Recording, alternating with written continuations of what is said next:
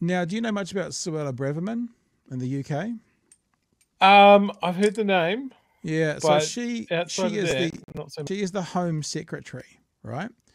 And she is someone at the moment who is stirring up the sort of the racial card, the Oh, race yes. baiting Yep. card. And I wanted to kind of show some things that I was reading over the weekend as a bit of a warning to New Zealand. And I'm thinking Winston Peters and I'm thinking David Seymour. So let's have a look. So just to give you a bit of an inkling, if you don't know too much about it, these are some of the more controversial things she said over the last wee while. It's not racist for anyone, ethnic, minority, otherwise, to want to control our borders. Well, I mean, dog whistling rather than calling them outrightly racist, right? Just bear with me. The British people deserve to know which party is serious about stopping the invasion on our southern coast and which party is not. I would love to have a front page of the Telegraph with a plane taking off to Rwanda. That's my dream. It's my obsession, talking about sending Oh, people that home. was disgusting. Yep, Yep. talking about benefit street culture, talking about the coalition of chaos, interestingly enough. It's The Guardian reading tofu, eating wokarati, focused on catching criminals, not policing pronouns. So this is the person that she is. I want to play you a little clip. This is just a little bit of pushback. Doesn't really add too much to the story other than this is a literal Holocaust survivor. And this is her calling out Braverman on her language. Have a listen to what she's got to say, then we'll move on. I am a child survivor of the Holocaust. In 1943, I was forced to flee my birthplace in Belgium and went across war-torn Europe and dangerous seas until I finally was able to come to the UK in 1947. Now, when I hear you using words against refugees like swarms and an invasion, I am reminded of the language used to dehumanize and justify the murder of my family and millions others. Why do you find the need to use that kind of language? No, she goes into an answer. We're not going to show the answer tonight. But you get the idea. It's very much David Seymour, Winston Peters verbiage at the moment. So the latest thing from her over the weekend is calling for further action against pro-Palestinian marches. Now, look, in the UK, it is much more heightened than it is in New Zealand. In the UK, there is violence around as well. I guess I'm not casting aspersions on rights or wrongs that happen within the marches, but she has very much taken the pro-Israel, anti-Palestinian side. And actually, you know, in general, it doesn't matter if someone is on quote unquote Israel's side. It's how they therefore can become hypocritically aware. And we've talked about this several times over the last few weeks. So over the weekend, I think this is over the weekend, recently, this is 12th of this is Sunday, condemning violence amongst both a large pro-Palestinian demonstration and what she termed counter-protesters. Braverman focused on what she called sick, inflammatory, and in some cases clearly criminal chants, placards, and paraphernalia openly on display. Writing on Twitter, she said, "This can't go on. Week by week, the streets of London are being polluted by hate, violence, and anti-Semitism. Members of the public are being mobbed and intimidated. Jewish people in particular feel threatened. Further action is necessary." Now, obviously, if people are threatening and stuff, we don't condone that in any way, shape, form whatsoever. But I'm trying to give you a sense that it's the same rhetoric that we're hearing. And it's the same rhetoric we're hearing around treaty issues. And this is where I want to kind of bring it together to have a chat with you. So when Bomber was on Thursday, you might, this guy came and did the show. His name is Bomber. I don't know if you've met him before. He was here with us on Thursday night. He says something really interesting about talking privately to David Seymour about treaty issues. Let me play you this audio. And I bring it up constantly with him. My disbelief that he doesn't seem to understand that going down this road with this referendum, no matter how well-intentioned and pure he feels his values are going to be, I've said to him repeatedly, once you let this genie out of the bottle, once it takes on a life of its own, you own that, David. You may not have started, that wasn't your intention, you didn't want it to go there, but once you start this debate, everything you break, you own, right? So I think this is really insightful and really interesting. And I'm going to show you something about Suella Braverman shortly. So Bomber said, he said this to David Seymour: once you let this genie out of the bottle, once it has a life of its own, you own this, David. Now, meaning, let's be generous and say David's completely innocent in his ambitions or his desires.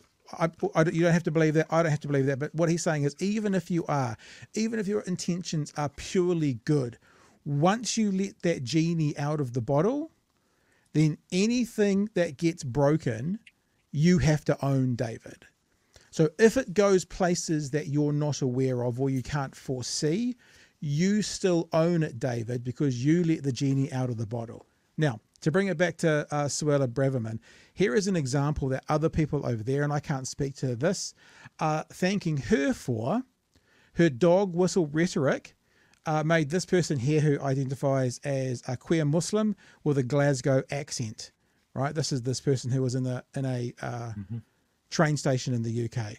So remember that thing that Bomber said about David Seymour. Once you let the genie out of the bottle, anything that gets broken, you own.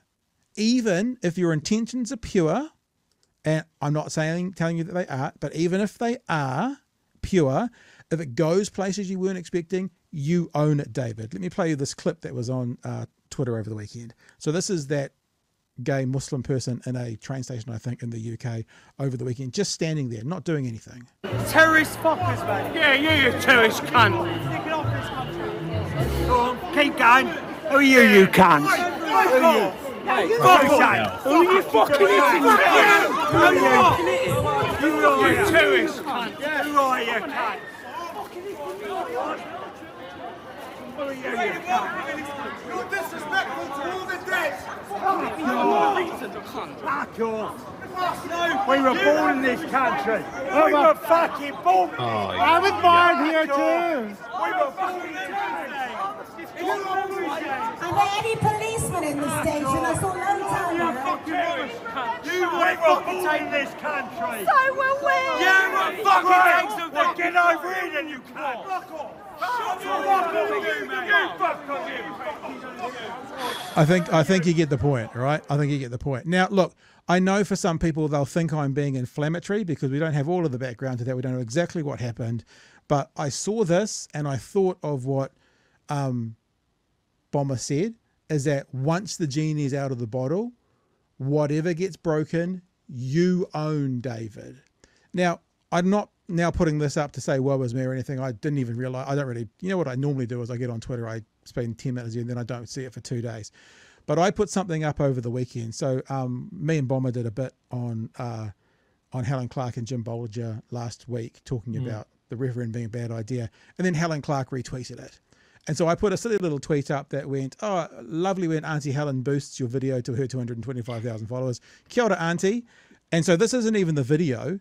It's a tweet, and I didn't even tag Helen Clark in it. This is just a screenshot of the video. I'm fascinated, thinking about that thing again.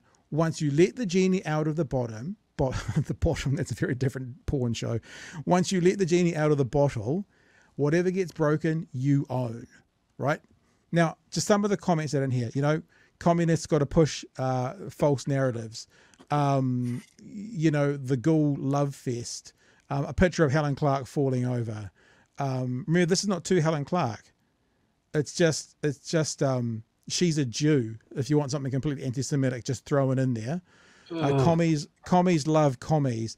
And it goes on and on and on. This is the thing, and I won't show you all of these. The thing that I kind of found a little bit amusing, it goes on and on and on like this. She's a UN shrill, which I think is supposed to be shill BP, but you know, you're working hard, I'm sure. You suddenly care about divisiveness. It goes on, and then you get to, and then how can you please, hey, can you please answer your auntie how we can resolve the division that we already have? And then we get down to the section of Twitter that says, show additional replies, including those that may contain offensive comments. So all the stuff I just showed you wasn't the offensive stuff. There's actually nothing in there. But it's just left me thinking over the weekend about what Bomber said. Now, I sort of am two-minded in this as well, because a supporter of someone you can't necessarily be held responsible for what they do. And we've seen in America, you know, Bernie Sanders supporters do something disgusting. And we've seen, what's her name from Alaska? Sarah Palin, Yep. supporters do disgusting things. So there's a part of me which goes, you can't be held accountable for the actions of people who say they support you entirely. However, going into a situation like this and going, could there be any flow on from this? Do I want to own the flow on? I don't think anyone's had that conversation. And I'll just say it again, echoing Bomber's words. David, when you let the genie out of this bottle, whatever's broken, you own. And that's pretty much all I had to say about this, True, but I've done a big long chat here, and I'd be happy to get your thoughts. I think this is something that Seymour is particularly vulnerable to. Because as Bomber says, he might, let's be really generous, he might have the purest of intentions. Yeah. That he only believes in the true equality of all mankind. I don't necessarily believe that to be true, but let's give him the benefit of the doubt. Again, that might be some fantastical, never work in the real world bullshit. But whenever they start talking about this stuff, there are unintended consequences. There are supporters that will take it too far. And I worry about that. When you see some of, Sue Braverman's incredibly inflammatory comments that I would class as almost sleepwalking into the sort of fascism that they had in Germany, the sort of xenophobia and racism that they had in Germany in the mid-20th century. You might be familiar with some bad shit went down. I've heard. It always concerns me when politicians start talking about that and using that dehumanizing language and sort of trying to pin something on, say, a government department that is set up for ethnic reasons or something like that, or blaming the faults of our health system on a particular demographic getting favorable treatment. Is that there will be someone that is stressed out, aggrieved, unbalanced enough to do something crazy, like walk into that government department with a gun. These guys don't think about that. They're like, well, that wasn't what I meant. It's literal dog whistling.